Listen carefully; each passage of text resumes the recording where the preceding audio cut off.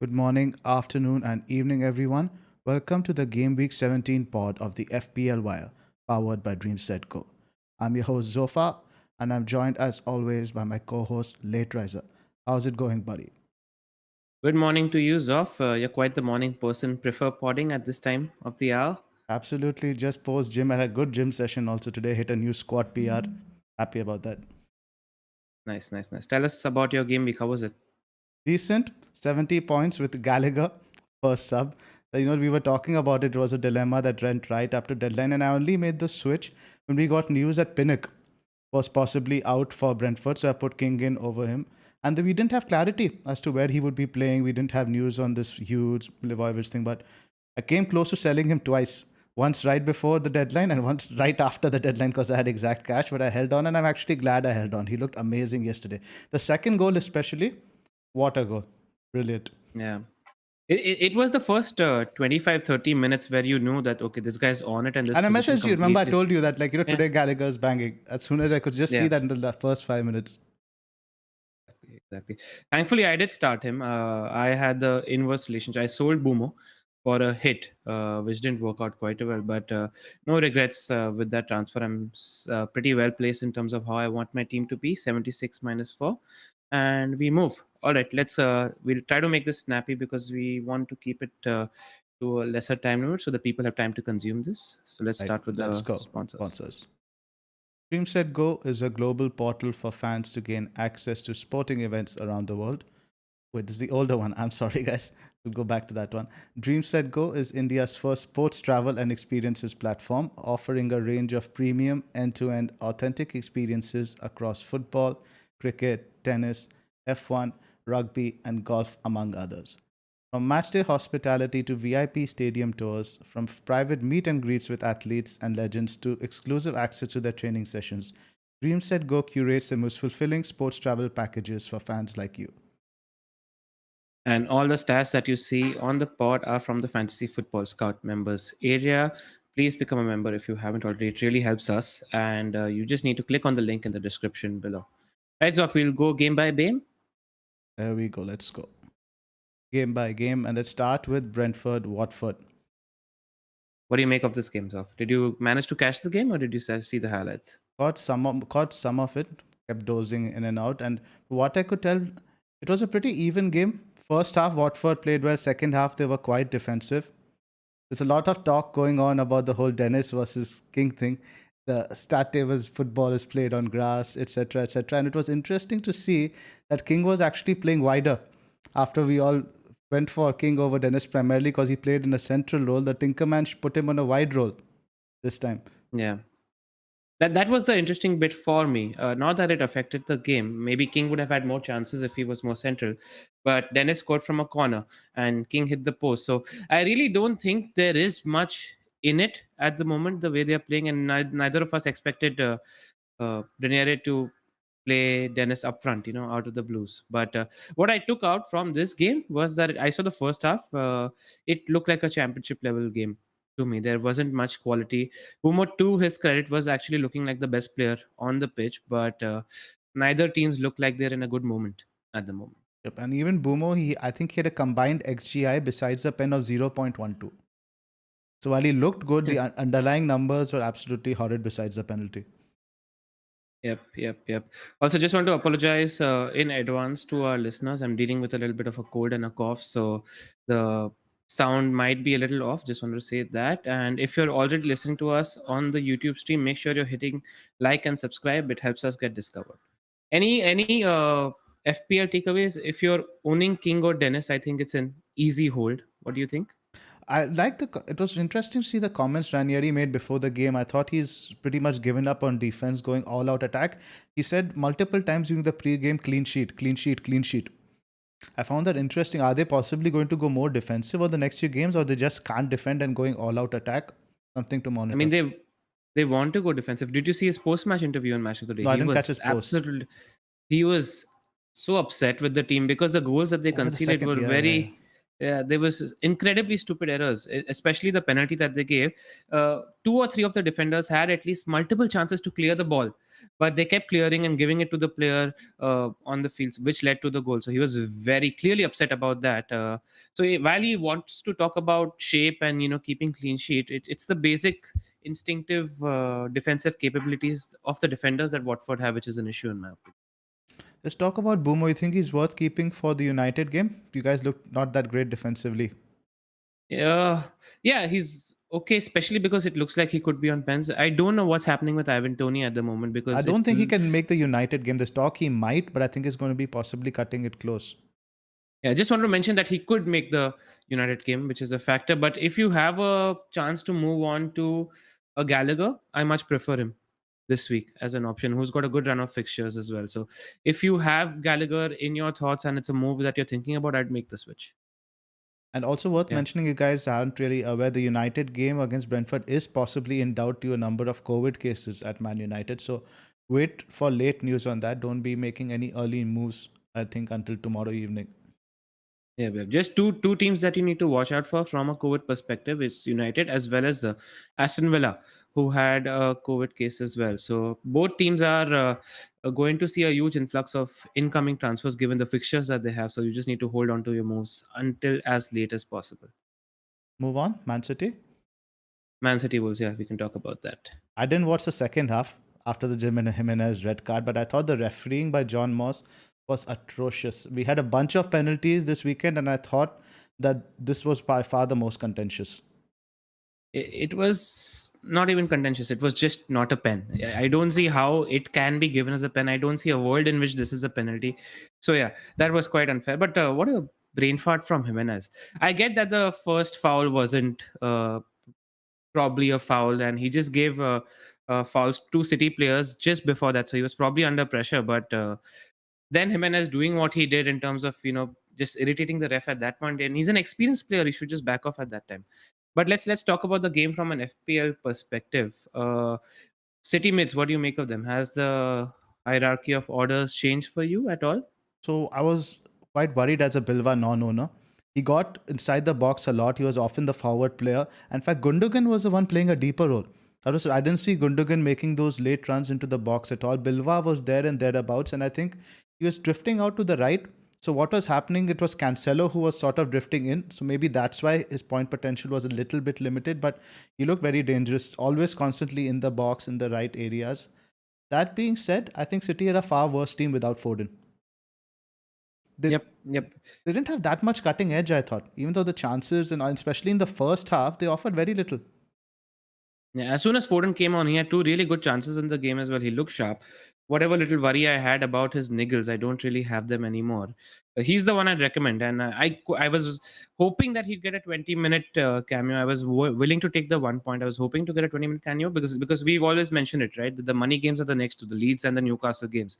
You want your City attackers to play that game. So I think Bilva and Foden are the ones to go for right But now. in terms of priority, I would still prefer Bilva because I don't like players who are managing injuries. All it takes is like, one slight flare up and the games are all close. Because this week the turnaround is a bit longer, right? You have Tuesday and Yeah. Sunday. Then the next week we're talking about a Sunday to Saturday turnaround. I'm still not too worried. I just think you go for the pick that you think is better. Yes, there isn't much between a Bilbao and a Foden, but my opinion is Foden just looks like the more direct player to me. And also with Gundogan owners, you need to watch out for Pep's press conference because apparently he spoke in the post press conference. He spoke about Gundogan dealing with a back issue at the moment. So just something to monitor. If that looks like that might be a problem going forward, I'd switch to either of these two midfielders. So just need to wait and watch for that news. But what that might lead to is De Bruyne might be playing in midfield now. And if De Bruyne is playing in midfield, I think the system changes a little, and how Pep fine tunes that and how it affects the players. That's something worth monitoring because again we know that De Bruyne likes to play right central mid, which is the position that Bernardo Silva is occupying at the moment, and he's developed real chemistry on that side as well. So we don't know what might happen there. That said, you easily go for these two players. Definitely. There is one player who's been absolutely killing it in the underlying statistics, and that's Raheem Sterling. Still an option for you? I don't see myself going there because of the price of Foden and Bilwa at the moment. So Pep's pre-game press conference was also interesting. They asked him specifically about Foden, etc., being rested, and he said today these players play, and said Tuesday they're going to be totally different players. The player he mentioned 3-4 times that he's going to make changes for Tuesday, and that's probably keeping in mind Leeds because they require a lot of stamina to play against Leeds. So even though Sterling scored the pen, it wouldn't surprise me to see Mahrez probably starting in that position. Interesting, interesting. That is interesting. Bilwa, I think, is good to play this game because Bilva is I absolutely good to realize, play. I think Gundogan will probably miss out. I would expect Grealish for Foden yeah, to be that the that other can change. happen. And I think I still accept maybe Jesus to play this game because they do need runners in this game. I think Leeds' performances in the last 3 or 4 game weeks have been really, really good. They've been very difficult to play against, and I've seen this quite consistent. So I think Pep will be aware of that, and he'll put on a strong team. Yep, Just definitely. from an FPL point of view, in case our listeners don't know, Cancelo got his 5th yellow card. So he is suspended for this game against Leeds United. So you need to make sure that you have another playing defender. Don't sell him at all. Easy hold, Pep's most important player and probably one of the best assets in the game at the moment. So make sure you're not selling.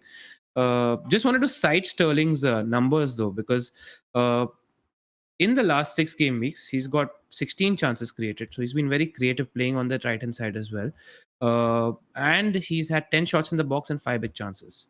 So really, really strong numbers. Still doesn't make me go there because you have similar output level City midfielders available for 4 or 5 million cheaper. So I can't see myself going there. Agree. Gundogan sell or not is a tough question. We have somebody asking that in the chat. I would still sell because Pep not only mentioned the back injury, he mentioned that Gundogan is not currently playing well. The Yeah. red flag. Irrespective, wait for Pep's press conference and see if you get more 100%. clues because, yep. But I Yep. wouldn't be opposed to doing the move from like Gundogan to a Foden or Bilva. I don't think that's a sideways move. Yeah, because you want assurance for the next 2 games. That's the main Precisely. thing. Precisely. Uh, Wolves, from Wolves' nothing to talk about. I just want to give credit to the player that is Ait Nouri because in 2 games back to back, he shut down Sterling on that right hand side, and before that he did a very good job against Mo Salah as well. Just think he's a really really good player. I think Very that good player. wing back position is his at the moment. The fixtures are not great still. You wait for jumping on him, but Wolves' defensive numbers, Wolves defensively as a unit are a good team. So I think once the fixtures do become better, he's a player we go towards. Yep. They're not an easy fixture for any team. Not at all. Not at all. Move on to Arsenal. Yes. Would you want to start this? Not really much to talk about. I think Southampton were quite poor. That was my takeaway from it. Yeah, they were quite poor. Arsenal created so much. Arsenal took a while to get into the game. The first 20 minutes they were struggling with the press that the Saints had on, but then once the goal that they scored, the first one was also great. It was playing from the back. They persisted with the press, which was great, and after that they just created so much in the game. So from an attacking point of view, I don't know if it was Arsenal attack or it was Southampton defense that led to it, but they created tons. Odegaard scoring 3 in 3, is he an option? Not for me. I think there are much better options. There's so many, like you have your Gallagher's. Midfield is crowded with options. Yeah. And I just don't know what happens with Odegaard once ESR is fit now and he comes back into the team, right? That's a problem. One of Martinelli or Odegaard have to leave the team. I don't think Odegaard leaves given the form he is Martinelli, in. probably. Martinelli properly, right? But if I was going for an Arsenal midfielder, I'd still have Saka and ESR. Maybe ESR, I don't know what's up with the fitness issues there, but Saka looks like the more secure, nailed one, and he's always involved. He's much more direct. So I'd go for Saka. That's it. The fixtures aren't really that great. I mean, they've got West Ham at home right now. After that, they have two decent fixtures in Leeds away and Norwich away. Norwich is not the same easy fixture that it was. And after that, they've got Wolves, City, Spurs. So I don't know if right now is the time to plump for an Arsenal attacker. What about Ramsdale? Do you think if people need a new goalkeeper? I think this week probably shouldn't be an issue. It was more last week. Is getting Ramsdale in possibly sideways? You think the ship has sailed? I don't think so. Uh, Depends, because if you're a Guaita owner, you don't sell because the fixtures for Palace look really, really good. If you're a De Gea owner, you don't sell because United's fixtures are really, really good. So only way you're thinking about this is if you own a Sanchez, right? Because these are the keepers that people are owning. If you're moving away from a Sanchez, still, I have no problems whether you go for De Gea or Ramsdale. I don't think there's much. Completely agree. And also, I don't think next week we're looking at this fixture. Southampton had a fair few chances themselves. I don't think this is Yeah. necessarily a tough fixture for the away team as well. Arsenal do give up good amount of shots. Exactly. Exactly. What I've noticed though, and I want to actually look into the data for this, is the XG per shot conceded from Arsenal, because Not very Ramsdale high. does tend to make a Not very high. He just not makes very them. high, He makes them look more spectacular. and they're not really. So what I've noticed, even in the Saints game, they conceded a ton of shots from outside the box. So I want to know if this is a trend. It's something we probably need to look Look into. deeper. But yeah, they didn't have that many like big chances conceded. You're spot on about that. Yeah. Southampton though have some injury issues at the moment, especially up front, with Roger, Che Adams, and Armstrong maybe feeling injuries. I was actually looking forward to getting Roger in as a eighth attacker for Locadia because he looked really good in the past 2 or 3 games. Saints fixtures are pretty decent, but we just don't know with the injury situation. And also, Livramento's stock you have to feel has gone down a lot. I think defensively they're a lot more shoddy. Caballero isn't as good as their other two keepers. So Livramento's is not as good a sub as we thought. Maybe now you're relying on attack a lot, but it was interesting that they switched to a back three at a point in the game where he was playing as a wing back. He plays that sort Yeah. of role, he's probably a bit more effective in attack. I did not know that they switched to a back three in the middle. Probably also because they were missing Salisu, who's been so good for them. What's up? Why did he miss this I game? think Was it a he's injured. suspension? I think it's an injury. He's injured. Might be wrong that the Okay. chat will probably tell us. I don't think he's suspended. Okay, because that's somebody they were missing as well, because he's been quite good for them this season. So But I think Stephens is back. I still think Salisu's above Stephens in the pecking order Completely. because No, of just definitely. how good. The next two are decent for Southampton: Crystal Palace away, Brentford at home. Fixtures are still good for Southampton right until game week 22. So if you're in the market and for a cheap attacker, I don't mind going for Broja now. I think He's injured. he's just a yeah, based on the injury news that we get later. That's Next game, Chelsea yeah. leads. What a You game! messaged me after the game saying you lost your voice. I had Voice completely lost my voice. My dad thought that something had like broken in the house. He had no idea what was going on. He was just screaming because we were so poor defensively. Even after Alonso's tackle on Rafinha was shocking. We gave the Gerrard so much space, and even after we went 2-1 up, we weren't creating chance after chance after chance. So there is definitely, I think, the confidence of the team has taken a knock. But Rudiger, what a guy! I think we have to do a Ferdinand. Let him sign, put the contract on the table, let him put a number, let him sign it. We need Rudiger in that team. He's such a leader, such an alpha. But in terms of Sorry, in terms of a lot of questions about Alonso, let's tackle that first. A lot of people have been messaging even before we started the stream, is Alonso going to keep his place going forward? And my answer is purely due to lack of alternatives. Who else would we probably play? Because he tried Saul against Zenith. Saul was absolutely catastrophic. We might see Hudson Odoi there as an option. That's the only one I can think of. Aspie? Aspie, the problem is we would be very limited in attack. And he needs someone with more attacking impetus on that side. Absolutely. And I don't think Everton is necessarily the fixture where he'll be as much concerned about defending. If this was like, let's say, away to Villa, maybe you would consider it. But this home to Everton, who themselves look quite poor at the moment, I think he's going to play Alonso.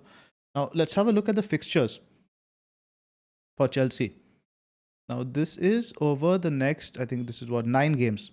Chelsea are ranked bottom of the ticker, and this is primarily due to the 2 fixtures they're going to be missing in 24 and 25 because of the Club World Cup. And prior to that, they have Spurs, Man City, and Liverpool. The run before that is Everton and Wolves, which is sort of to this weekend, which I don't mind. Villa away, I think we'll probably concede. Brighton at home, we might keep a clean sheet. But after that, I would probably be looking to get off Alonso.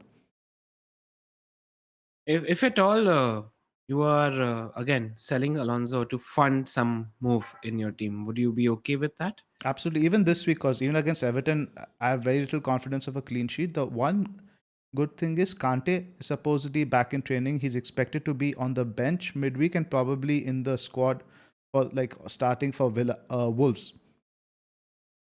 We really need And Kante back.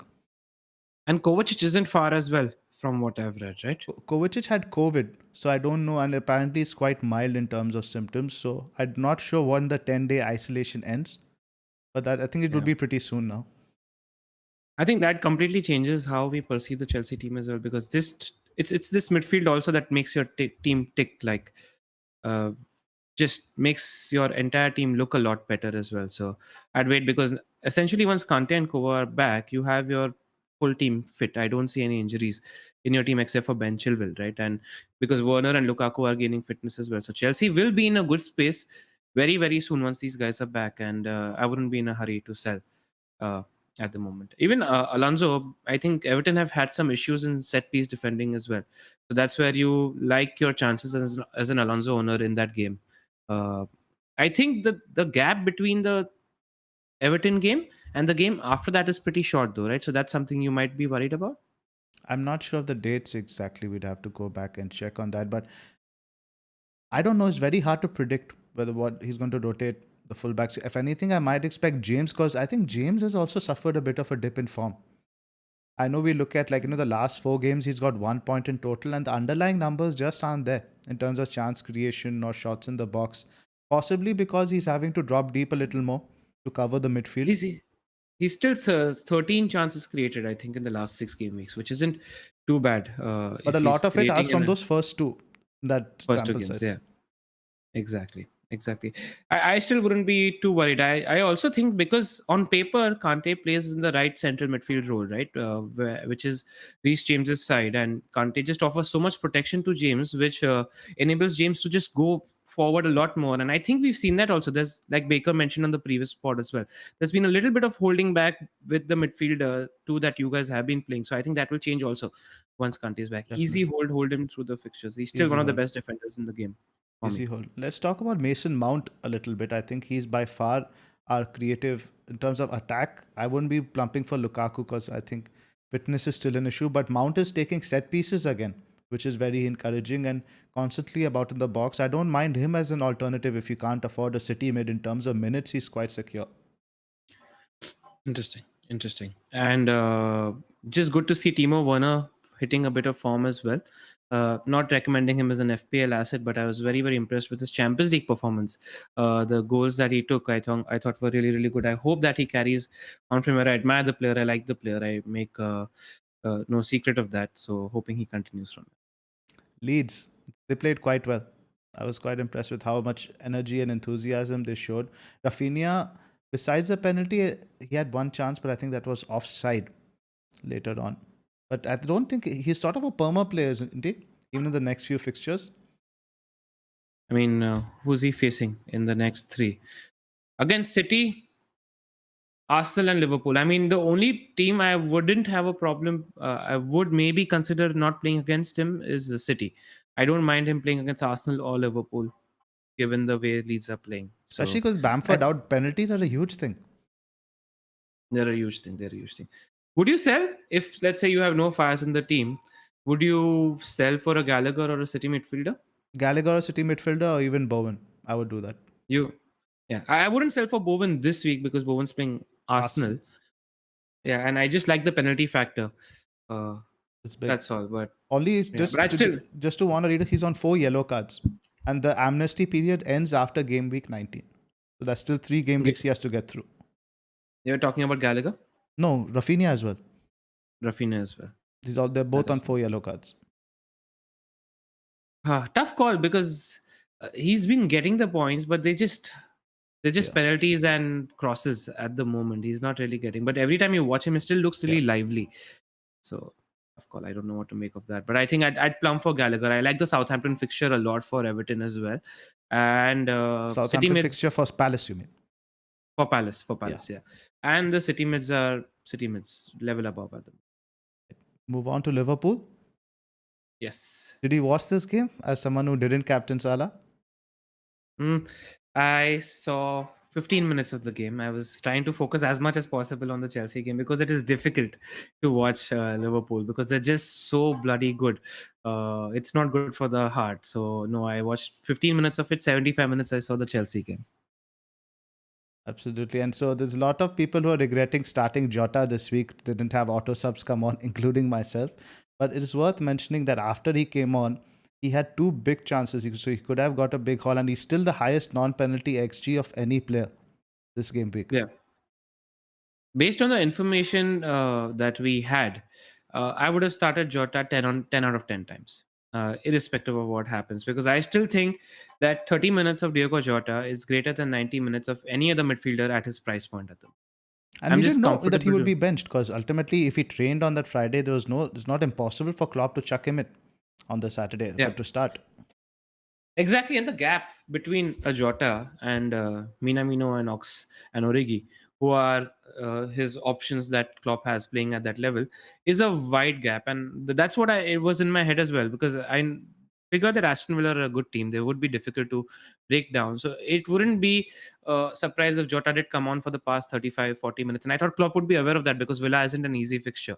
So it's exactly what happened. Jota did get 2 big chances. He just didn't uh, put them at the back of the net. So zero regrets, and I'd play Jota in the situation 10 out of 10 times. He's just like I said, after Salah, he's the best pick in the game right now. Agree. Yeah. Touch upon Villa, they were What quite good. Sorry, go I ahead. before that, just want to mention one thing is does Firmino coming back, because he did train uh, before Friday, as far as we know. Does that worry you a little about Diego? A little bit, but he wasn't even in the squad, was he? I don't think so. He wasn't even on the bench for Firmino, so you'd expect him to get some minutes manage. And I don't think Klopp will be too adventurous with him, given that he knows the other 2 boys are off to AFCON. Later on, he can't Yeah. possibly risk Firmino back. So I think until we see 2 or 3 appearances off the bench for Firmino, we don't really need to worry. I would still buy Jota. If I Also, didn't have him, I'd still buy him. Because yeah, and I Newcastle, think Newcastle up Klopp next. need Sorry. Klopp needs to keep him in rhythm as well, right? Because Jota is the one going to be playing when Salah and Mane are off to AFCON. So Jota just needs to get minutes in his legs. I don't think he can afford to, sit try. Maybe one rest, but that's something that you're going to expect from Salah and Mane as well. I think one rest is going to come at some point. Absolutely. Villa? Yep. Uh, Played well. Gerard's team is continuing from where they left off. Looked like a really, really solid unit. Marvelous Nakamba playing as that 6 has been the main change. It's the main thing that he's done is Smith used to play 2 holding midfielders who weren't really holding midfielders, and used to have a pivot of Lewis and McGinn, which didn't really work. And what he's simply done is he's gotten Nakamba in playing as the 6, sitting in front of the defense, and Lewis is playing as an 8 and McGinn is playing as an 8. McGinn, Lewis, and it used to be Ramsey sometimes as well. And that's just worked for their shape a lot. They just look like a really, really difficult team to beat. I'm very much interested in them from an FPL point of view. I think looking at Cash as a 5 million defender option is just somewhere you go if you're looking for somebody in that price bracket, because Villa are all top of the season ticker until game week 23 as well. They've got great fixtures, and I like them from a defensive point of view. And Watkins as a striker, really like, especially for this crunch December period, because he's a fitness monster. I expect him to play 90 minutes week on week just because of how fit he is as a player. So Villa defense, Watkins, good picks. Do you have a particular pick on cash versus target? Because I was possibly looking at that route if I need money for a city mid. Do you have a preference on either? I don't think I've deep dived enough to have an opinion. Cash is just a better player, and I think there's 0.3 million in it at the moment. I think target's 4.7 and cash is 5. Cash is also getting a lot of penalty touches and shots. The problem is he's not really good at finishing at the moment, but I like the fact that he's getting in there a lot more. And slight worry with target is that Ashley Young is still there hanging around. He played in the front three at the moment, but let's say the fixture crunch comes, and I wouldn't be surprised to see target randomly rested for Young one game. I don't see that happening on the other side with cash. Speaking of the front three, you've got a magic bean, as Joe calls him, Ramsey, and you fortunately bought the right one. How was he? Yeah. Do you still think he's an option going forward? That's the problem. He didn't really get much of the ball in this game, and didn't really contribute much. But waiting, I'm probably going to start him against Norwich. I'm hoping he plays in the front three, but I'm not very optimistic about that, because uh, I think he's going to play Watkins. I think he's going to play Bundia in that game. It's the third spot between him and Young, and maybe Ings. But I don't think Smith prefers going in with two strikers at the moment. So if he does go with three, I think Ings will play the striker and Watkins might move on to the Oh, you mean Gerrard? Sorry, I got confused with Smith. Gerrard. Sorry, Gerrard. Yeah.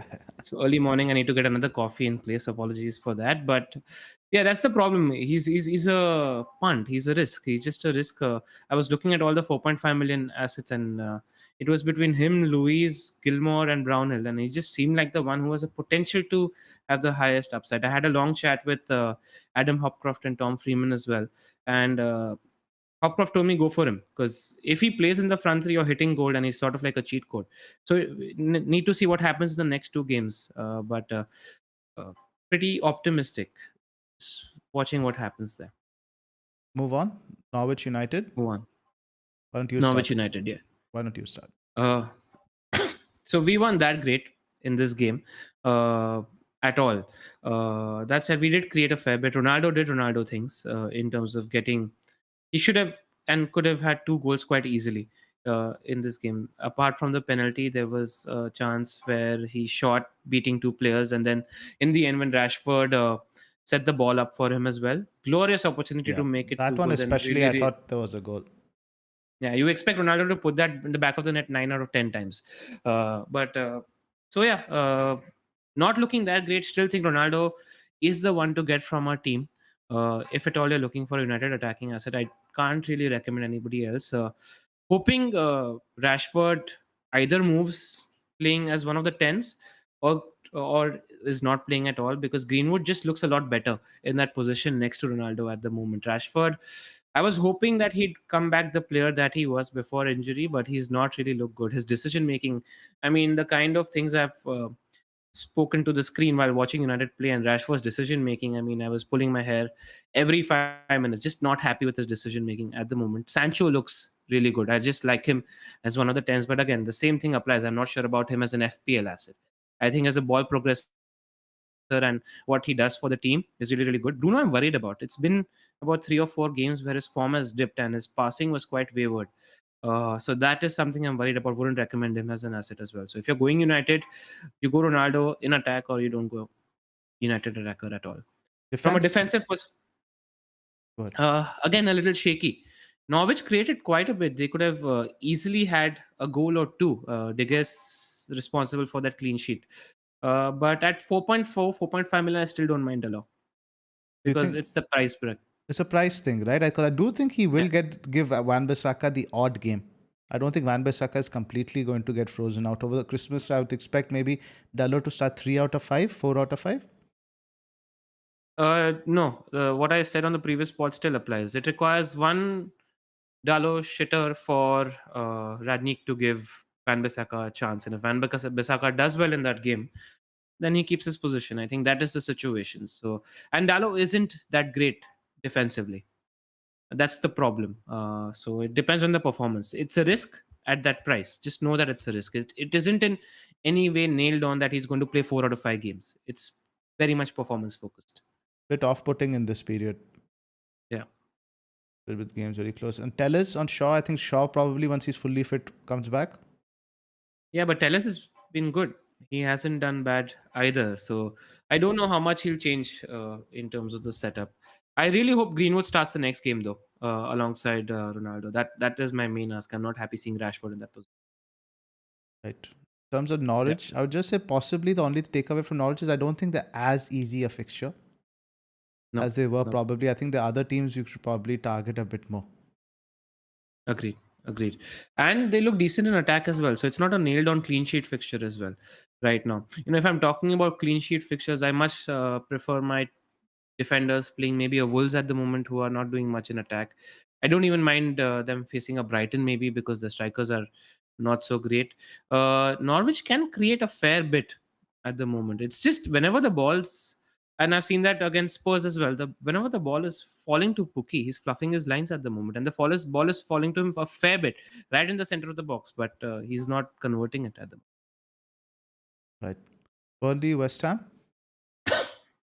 Why don't you talk about this game? I just need to give my throat a break. Sure. Burnley doing Burnley things. This is what they usually do in the winter months. They keep clean sheets, especially at home. So I don't think they offered much in terms of attack. West Ham were much better in the second half. Rice was progressing the ball a lot. Bowen created a few chances, took a fair few number of set pieces. He was always in and about the box. I think the guy, just making the pass, made the wrong decision. But a lot of times he was in that 6 yard box in good position to take the shot. But it just Yeah. didn't get the ball. So I think he's still a good pick for the games going forward. It's a great pick. If I've, in fact, I've moved around my team to get Antonio. Antonio still was in and around the box. He just isn't as sharp as Bowen looked, even with his movement at the moment. So Zero shots, zero uh, chances created. Antonio had a bad game. had a bad game. His movement wasn't great. Bowen looked a lot sharper. I have no comms going for a Bowen. In fact, I might plumb for him after this week because West Ham are playing Arsenal at the moment. It just And looks like a good like pick we at talk, that I don't price. think the Arsenal fixture is a bad one. It's not a great one, but I think the way West Ham work, right? They like playing on the counter. So it didn't work well as much against Burnley because Burnley were naturally camped. They were parking Yeah. the bus. Against Arsenal, I think they're going to get a lot more chances on the counter. Yeah. But also what happened is when they were camping, whenever the balls were getting played from the wide areas, Bowen was the second striker. He was assigned to be in the center of the box next to Antonio. He was always hovering around. He's also quite trigger happy with the amount of shots he likes to take. If he's got a shot on, uh, just a little bit outside that, he'll take it on. So, like everything about him as a pick. Even Cresswell's not on the pitch right now. He is taking set pieces from one side of the pitch as well. So, that's also something that works in his Yeah. favor. I just wanted to highlight some stats here, particularly for Bowen. In terms of XG non-penalty, this is for the last 6 matches. It's 1.23, which is really low. So that's you're talking about an XG non-penalty of just 1.2. Sorry, up how much? Yeah. 0.2 per game, right? Yeah. Which is not very great. And in terms of expected goal involvement, also is 1.7. So he's getting a lot of these chances, but I don't know. Maybe they're just not falling to him because on his positioning, which was there in the box, it didn't look like somebody who's getting low quality chances, right? But I guess he's just so trigger happy when whichever position he is, he just shoots. That's probably why, in terms of XG, he's a bit lower. Yeah. Still, probably if you had to plumb for one of him or Gallagher right now, who would you go for? That's quite an interesting dilemma. I'd still go for Gallagher because I think in terms of especially what I saw last night, I think Vieira is going to realize that he needs Gallagher in that number 10 role. He can't be wasting Gallagher in that DM. And I think he's been involved in 47% of Palace's goals, the most by any English player in the league. And if, like, let's say if Mikata comes back into the side, he takes set pieces as well. So I would actually prefer. It's only the four yellow cards thing that might be sort of off-putting. Yeah, that is, and he's like, I saw the full Palace game yesterday. Every time I was watching it, I was like Gallagher because he tends to go in as well. He doesn't hold back. He's proper box to box, likes to make his tackles, etc. It's all over the pitch. But I can't split them. I think you try getting both if you can. because both look like good picks over this It's period for me. interesting because that's one of my questions for my team, and we'll come to that when we get Yeah, to it. I have to decide between sort of Bowen or a City mid, and we'll talk about that. In terms of Burnley, nothing really much to talk about. nothing much to talk about. I think just at home, it's not an easy fixture in terms of attack. I think away, they still chip a few goals. That's just my reading from there. They're in a little bit of a troubled situation at the moment. Right in the relegation battle. I won't be surprised if they get relegated uh, this season. It could be tight. I think they're right in it at the moment, more than previous seasons. Not as safe as they were. Agree with that. Yeah. Leicester, Newcastle, the James Maddison show. Yes, he looked really good. And what I noticed is him and Daka actually have a really good understanding with each other.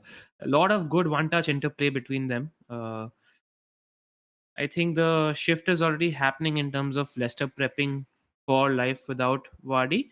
He's fitted in as quite a natural progressor, and we might see a lot of sub appearances for Vardy, etc., and managing minutes and all of that sort. So I wouldn't be confident owning Vardy in FPL with Daka breathing down his neck and doing well every time he's playing.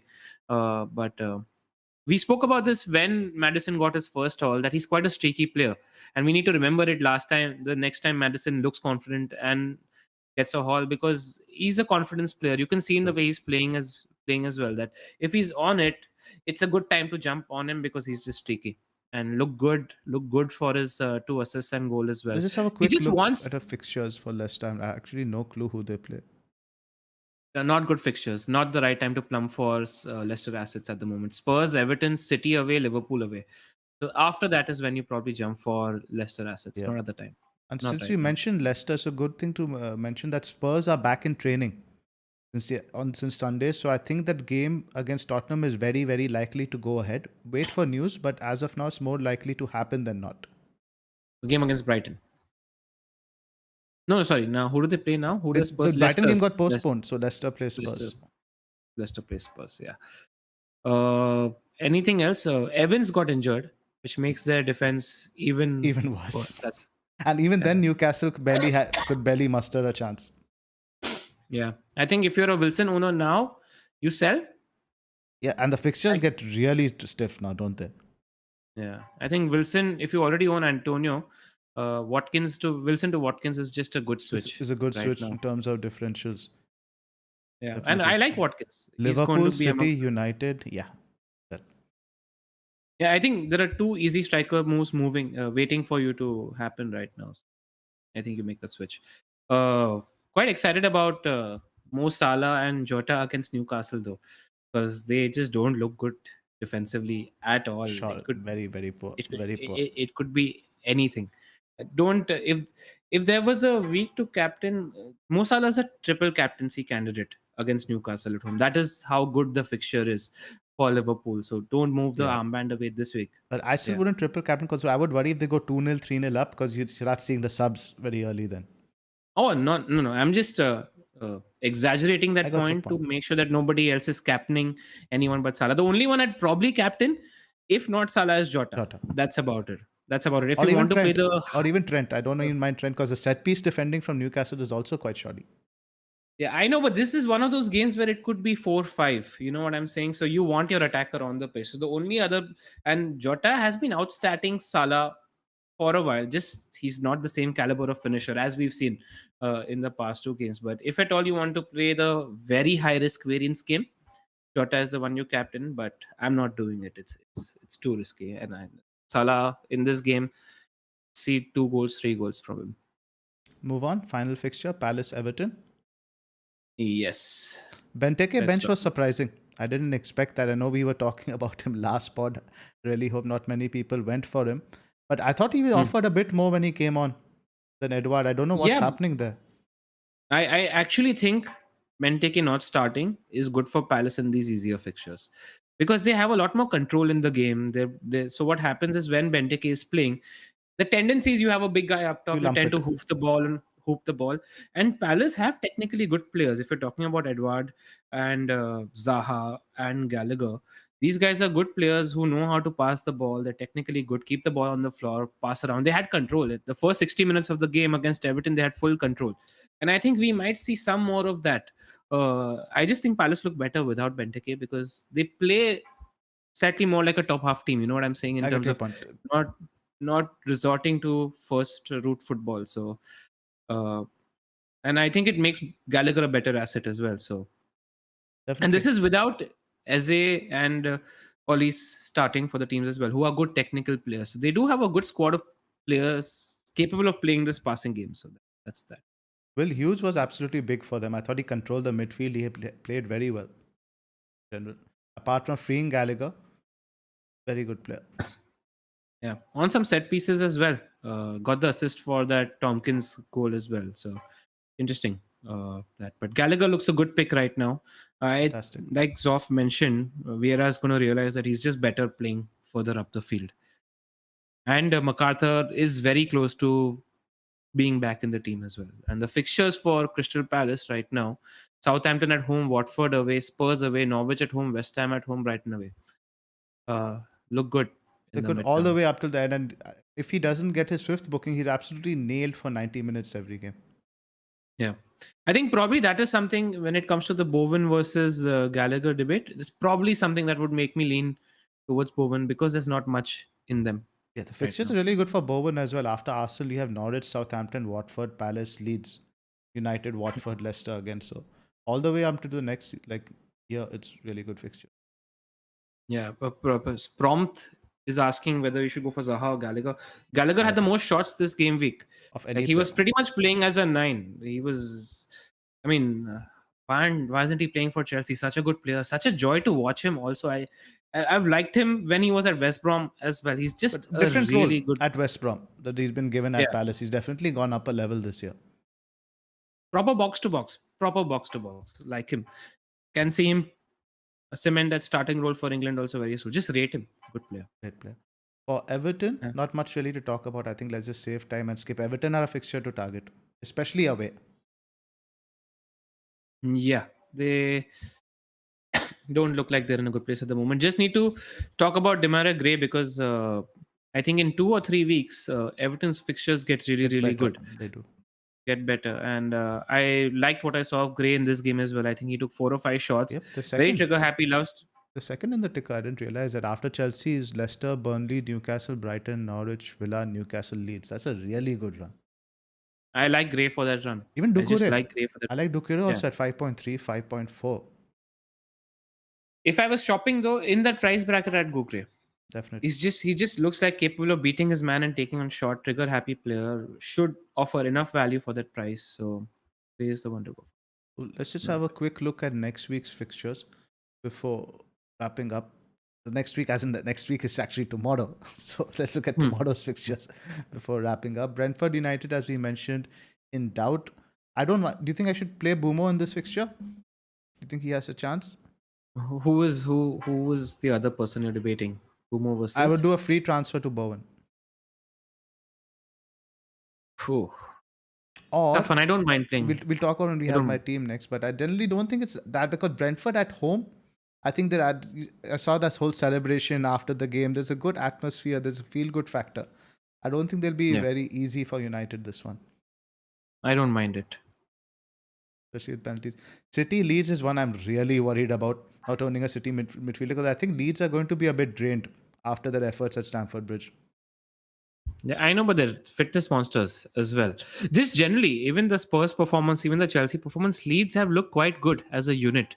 They're defensively much better than they were last season as well. So that's just that slight, the way in which we see them needs to differ. But again, I expect City to win Absolutely. quite Standout fixture of the comfortably. week is definitely Liverpool Newcastle. Yep, I think. Okay, no, it had stopped. The stream had stopped for a second. It was just a second. No big deal. No, I haven't had any drops at my end. So it'll be fine. Cool. As we move on Okay. to our teams, we had 50 minutes. You can probably wrap up before now. Captaincy is not a question. Captain Mo Salah. So definitely, this is not the week to gamble, This is not the week to gamble. right? Right. Teams, What next? just our teams. Yeah. Your Who's up team up. next? You're up. Your team up first. I'll just read out the team for the benefit of the listeners. I've got Ramsdale as my keeper, Trent, Reece James, and Alonso In defense, Cancelo is obviously on the bench because he's suspended for this game. In midfield, I have Salah captain, and then I have Foden, Jota, Gallagher, and Ramsey, who plays Norwich. And up front, I have Ronaldo and Antonio. Livramento first up. I do have one free transfer. So, of any move you make, How much cash? you've got about point 0.2 or something. I think you can do. Like the only thing I thought about again, like you mentioned, is maybe plumping for another City midfielder, but it's difficult to fund that at the moment because Yeah, Gallagher has how got a would you great find the fixture. money? Like, yeah, you can't find the money from anywhere.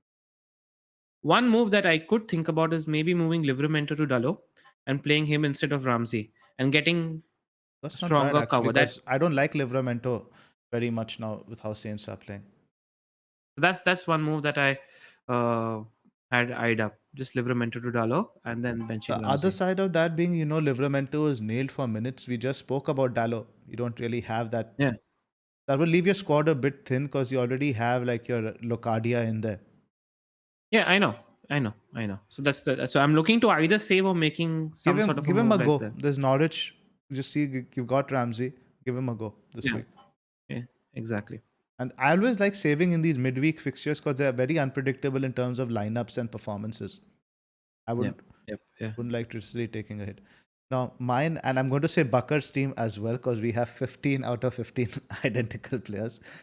Ramsdale, Trent, James, Alonso, Bumo, Salah, Jota, Gallagher, King, Antonio, and Ronaldo, Foster, Cancelo, Brownhill, and Livramento on the bench.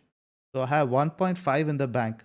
The options are I can go Bumo to Bowen for free, or possibly save this week and downgrade Alonso to, let's say, a Sufal, who has very good fixtures or something from the next week, and Bumo to Bilva. What do you think? Whew. You have how much in the bank? 1 point 1.5. 1.5. and one free transfer, One free right? transfer. Yeah.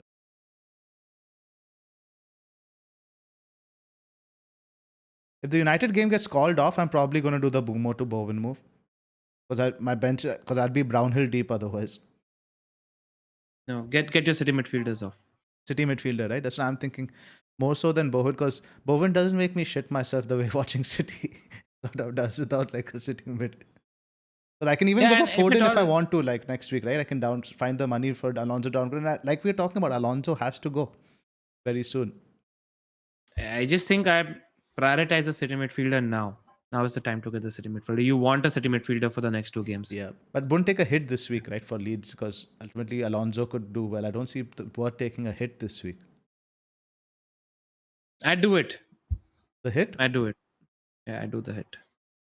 especially let's You see if the don't next. know where you don't know when that haul is going to come, and you put yourself in a position. I understand Alonso is a tough fixture, but what I always like about these dilemmas and why I think taking the hit is also fine is because your transfers ahead compared to the pack as well, especially when you know that this is a player that you want to get, that you're sure about.